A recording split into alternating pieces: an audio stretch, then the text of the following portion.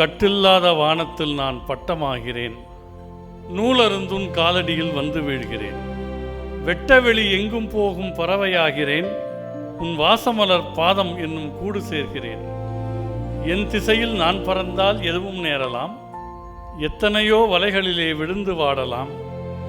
உன்னுடைய சந்நிதிதான் எனக்கு நிம்மதி. உன்னருகே நான் இருந்து பாட அனுமதி.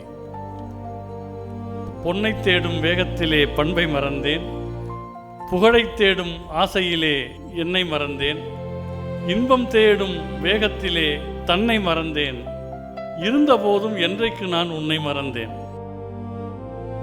கானகத்தே குடிலமைத்த கருணை மேகமே, தியானலிங்க கோயில் தந்த தெய்வ ரூபமே, நானும் இங்கே சரணடைந்தேன் உனது பாதமே.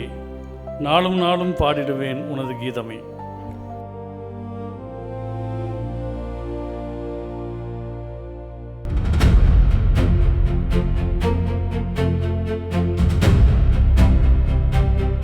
ஞானாம்பிகா பேசுகிற போது திரும்ப திரும்ப சொன்னார்கள், இவர் இந்த புத்தகத்தில் குருவை இறைவனாக பார்க்கிறார் அப்படின்னு திரும்ப திரும்ப சொன்னாங்க.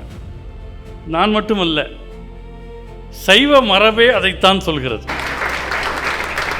3000 ஆண்டுகளுக்கு முன்னர் திருமூலர் எழுதினார், நீங்கள் சிவன் வேற குரு வேறன்னு நினைக்கிறீங்க, குருவே சிவம் என கூறினன் நந்தி என்று திருமந்திரம் சொல்கிறது. நாம் இன்னைக்கு கோதண்டராமர் ஆலய வளாகத்திலே கூடியிருக்கிறோம். கோதண்டராமர் நம்முடைய திருமாலுக்கு அவதாரங்கள் உண்டு. அம்சாவதாரங்கள் உண்டு, பூர்ணாவதாரங்கள் உண்டு. சிவனுக்கு அவதாரம் கிடையாது. ஆனால் தன்னை உணர்ந்த ஞானியின் நிலையில் அது சிவமாக அந்த ஞானி கணிகிறார். அதனால் தான் குருவே சிவம் என்று சொன்னார். அதே மாதிரி ராமலிங்கம் அவர்கள் சொன்னார்கள், என்னுடைய 100வது புத்தகம் சத்குரு தலைமையில் வெளியிடப்பட வேண்டும் என்று சொன்னார்கள். நான் என்னுடைய 2வது புத்தகம் எழுதுகிற போது தான் ஈஷாக்குள்ளே வந்தேன். அன்றிலிருந்து நான் எழுதியிருக்கிற எல்லா புத்தகங்களும் சத்குரு தலைமையில் தான் வெளியிடப்படுகிறது. அவருடைய சூட்சுமமான இருப்பு, அவருடைய ப்ரெசன்ஸ் இல்லாமல் இது எதுவுமே நடந்ததில்லை. பாவஸ்பந்தனால் சத்குரு எனக்கு கொடுத்த அனுபவங்கள் அடிப்படையில் அது அந்த பாவஸ்பந்தனால் நான் கரெக்டாக கிளாஸ் அட்டென்ட் பண்ணாமல் அது ஒரு குழப்பமாச்சு. அதை சரி பண்ணுறதுக்காக சத்குரு எனக்கு பிரத்யேகமாக கூப்பிட்டு சில இன்ஸ்ட்ரக்ஷன்ஸ் கொடுத்தாங்க. அதனுடைய விளைவாக வந்தது தான் என்னுடைய 4வது புத்தகம், இதற்கு முன்னால் இறைவனாக இருந்தேன்னு ஒரு கவிதை தொகுப்பு. அப்போது எனக்கு அந்த வெளியீட்டு விழாவில் அவரோட ப்ரெசன்ஸ், சட்டல் ப்ரெசன்ஸ்னால் என்னன்னு எனக்கு அன்னைக்கு புரிஞ்சுது. அப்போ என்னுடைய நண்பர் விஜய் சினிமாவில் ஒரு பாட்டு எழுதியிருந்தார்.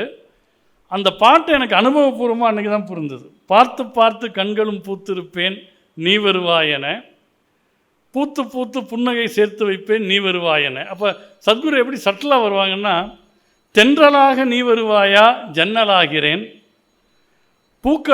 வண்ணமாக நீ வருவாயா பூக்களாகிறேன், வார்த்தையாக நீ வருவாயா கவிதையாகிறேன். அதனுடைய வெளிப்பாடு தான் இந்த புத்தகம். இந்த சத்குரு மாறும் யுகத்தின் முகம் அப்படிங்கிறது நியாயமாக ஒரு கட்டுரை தொகுப்புக்கு வைத்திருக்க வேண்டிய தலைப்பு. இந்த யுகத்துக்கு என்னென்ன மாற்றங்கள் வேண்டுமோ அதை முன்னெடுக்கக்கூடிய உலக ஞானியாக சத்குரு அவர்கள் விளங்குகிறார். இப்போ உலகமெங்கும் பசுமைமயமாக வேண்டும். ஒரு 25 வருஷம் முன்னால் சத்குரு முதல்ல எடுத்தாங்க. 33% ஃபாரஸ்ட் கவரேஜ் வேணும், க்ரீன் கவரேஜ் வேணும்னாங்க. இன்றைய தேதியில் 13.4 கோடி மரங்கள் ஈஷாவால் நடப்பட்டிருக்கின்றன, பராமரிக்கப்படுகின்றன. 13.4 கோடி. அவருடைய சேவ் தி சாயில், மண் காப்போம், உலகம் முழுக்க பரவி இருக்கிறது.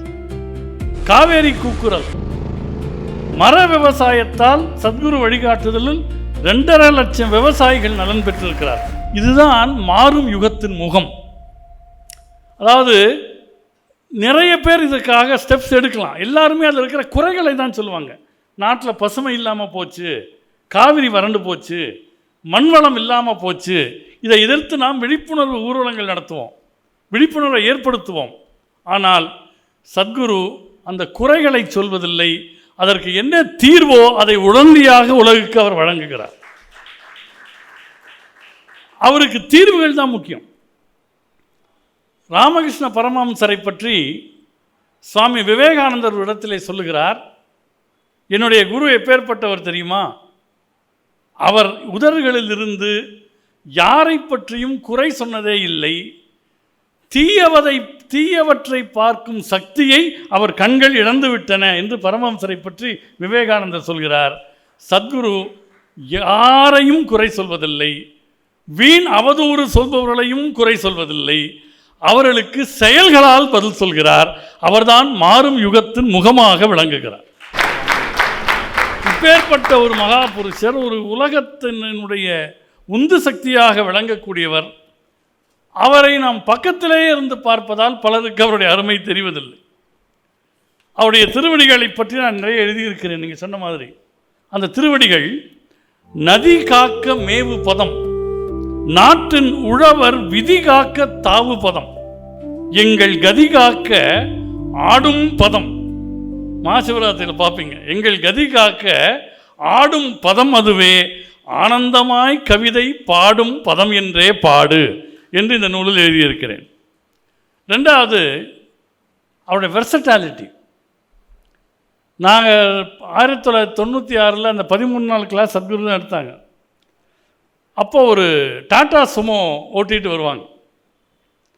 இன்றைக்கு அவர் ஓட்டாத வாகனங்கள் கிடையாது. மா கனகம் அன்னார், தங்க மாதிரியானவர். மா கனகம் அன்னார் மகிழ்ந்து தினம் ஏறும் வாகனம் நீயும் வினவினால். இப்போ யாரோ கேட்குறாங்க நினைக்கிறாங்க, உங்கள் குரு இருக்காங்க, என்ன வெஹிக்கிள் ஓட்டுவார்? மா கனகம் அன்னார் மகிழ்ந்து தினம் ஏறும் வாகனம் நீயும் வினவினால். ஏகமா ஒன்றுதானா?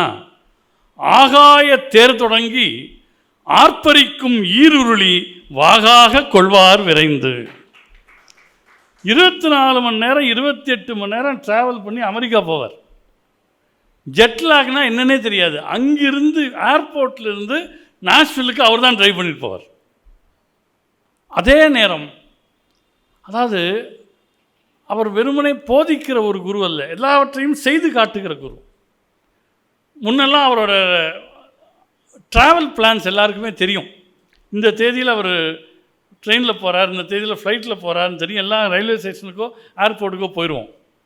ஒரு முறை அவர் போக வேண்டிய விமானத்தினுடைய தேதி அல்லது நேரம் மாறிவிட்டது, ப்ரீபோன் ஆகிடுச்சு.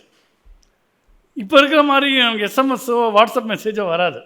ஏதோ செய்தி கிடச்சி வேகமாக வர்றார் ஏர்போர்ட்டுக்கு. உங்களுக்கு தெரியும், ஏர்போர்ட் சிக்னல் ஒன்று இருக்குது. ஞாயிற்றுக்கிழமை வீதியில் வாகனங்கள் எதுவும் இல்லை, 1 or 2 அப்படி போயிட்டுருக்கு. சத்குரு வர்றாங்க, ஃப்ளைட்டுக்கு லேட் ஆகிடுச்சு, ரெட் லைட் போட்டாச்சு, நின்றுட்டார். வீதியில் வாகனங்கள் இல்லை என்றாலும் பச்சை விளக்கு வரும் வரை போகக்கூடாது என்கிற நியதியை உயிராக காக்கக்கூடியவராக அந்த இடத்துல சத்குருவை நாம் பார்க்குறோம்.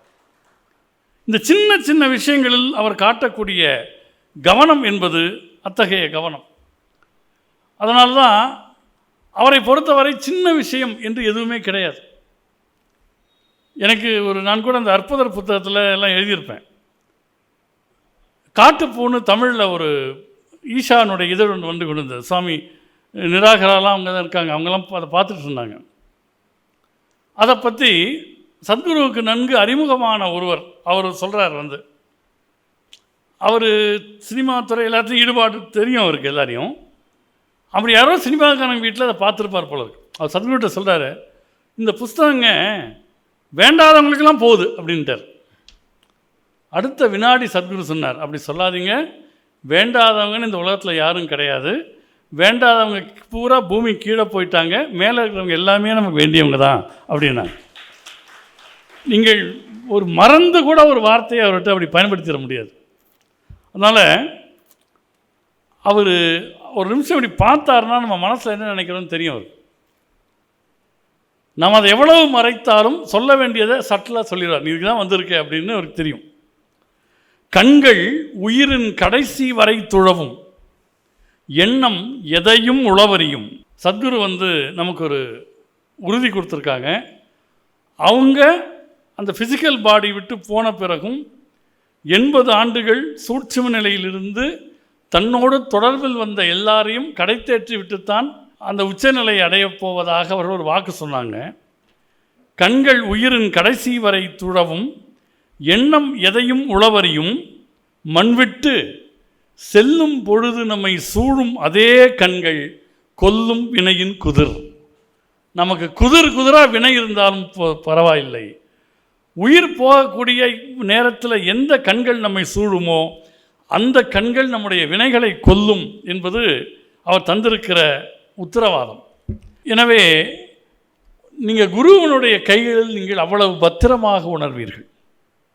வேறு எங்கேயும் இல்லாத செக்யூரிட்டி. அவர் உங்களை ஒரு கம்ஃபர்ட் ஜோனில் வைப்பார். நான் இதற்கு முன்னால் சத்குருவை பற்றி நான் எழுதுகிற 2வது கவிதை தொகுப்பு. இதற்கு முன்னால் நீயே சொல் குருநாதா என்ற ஒரு தொகுப்பு வந்தது. அதை ஈஷாவே வெளியிட்டது. அதாவது என்ன நேரத்துக்கு என்ன வேணுமோ அது ஒரு குரு அருளில் தானாக கிடைக்கும். நான் அதில் ஒரு கவிதையில் சொல்லியிருப்பேன், கையில் விழுகின்ற கவளமும் கண்ணில் தெரிகின்ற கூரையும் ஐயன் தரும் உயிர் மெய்யன்பிலே இந்த வையம் தருகின்ற சீதனம், கால் வலிக்கும் நேரத்தில் வாகனம்.